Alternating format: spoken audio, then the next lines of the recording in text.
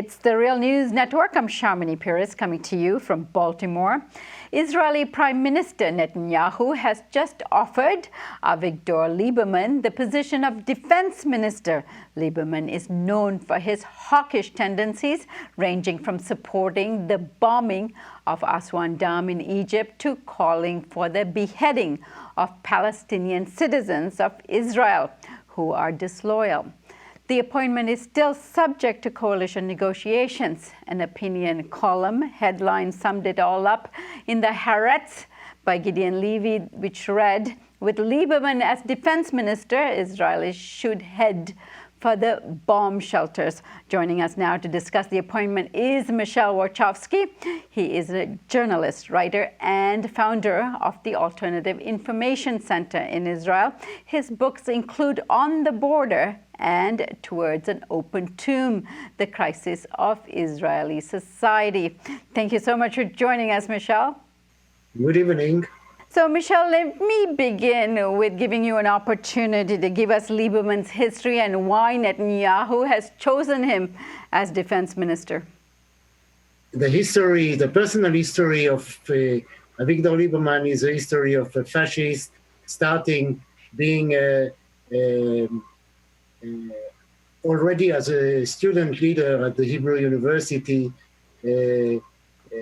eager to hit Palestinians and to organize riots. And then as Prime Minister, General Director's Office, where he used to advise Benjamin Netanyahu to take more and more brutal measures, especially against Palestinians inside Israel, but including even tough or crazy measures like killing the leaders of Hamas or bombing the Aswan barrage. And he is a person who has no limit whatsoever. And even Benny Begin, a parliament member from the party of Netanyahu, Benny Begin and the son of Menachem Begin, right-wing ideologies, said yesterday, if this is true, it is a nightmare. Now, I guess of all the things that trouble people about his appointment, his views on Palestinians is perhaps the most alarming.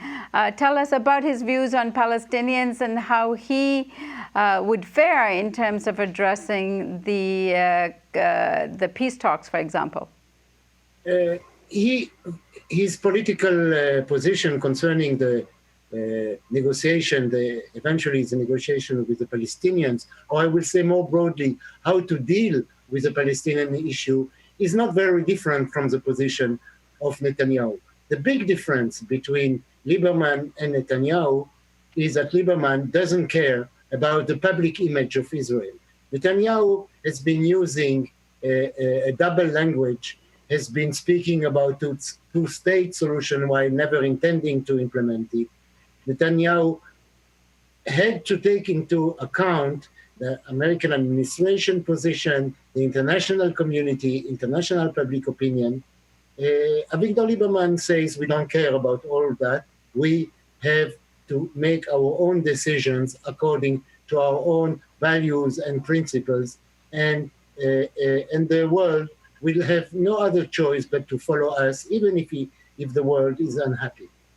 Now, their policy towards Palestinians may be similar, but they've had a contentious past, the two of them, Netanyahu and Lieberman. Tell us a little bit more about that. It depends. When Lieberman and Netanyahu were in the same government, they succeeded to collaborate quite well. It is only when Lieberman left the government that he started opening his mouth, and we had a whole festival of mutual accusation, which has very few to do with politics and much more with the zoo.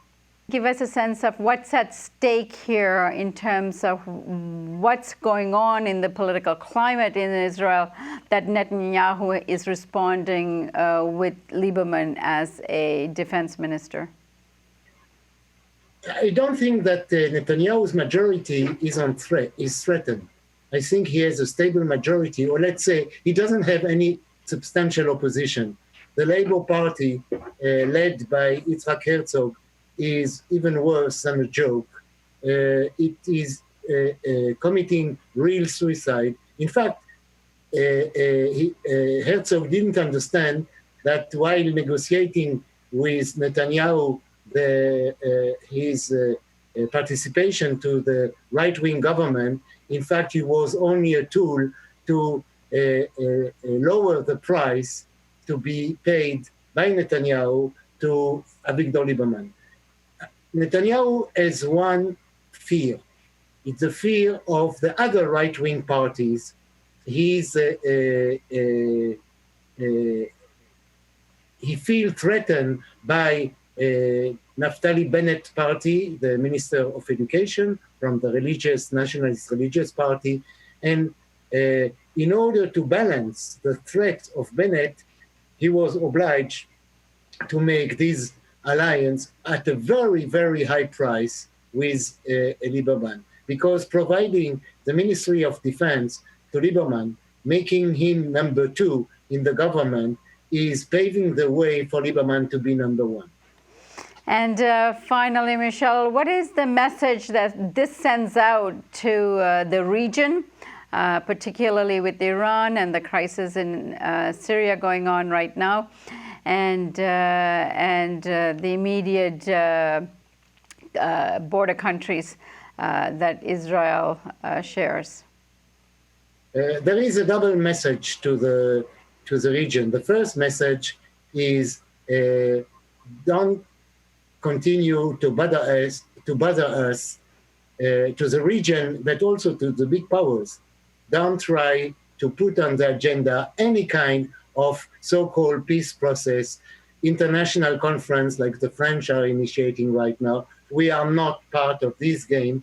And if you were not sure until now with Lieberman as Minister of Defense, you should understand it. The second is part of a real tension between Netanyahu and his government on the one hand, and the army, and more generally, the security apparatuses, which in Israel, unlike any other country in the world, are much more politically oriented, much more clever politically than the politicians. The intelligence in Israel, the cleverness, has always been in among the security apparatuses, the Shin Bet, the Mossad, and the army, and they warn the government since a long time that it must change course.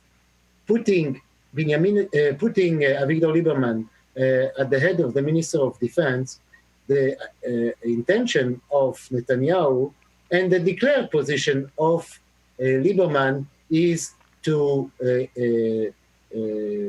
control more the army high officers and to warn them that they shouldn't interfere in the political field.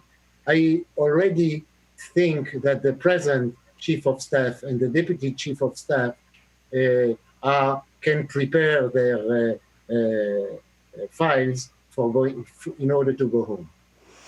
All right, Michel Warschawski, I thank you so much for joining us on such last-minute notice. You are welcome. And thank you for joining us on the Real News Network.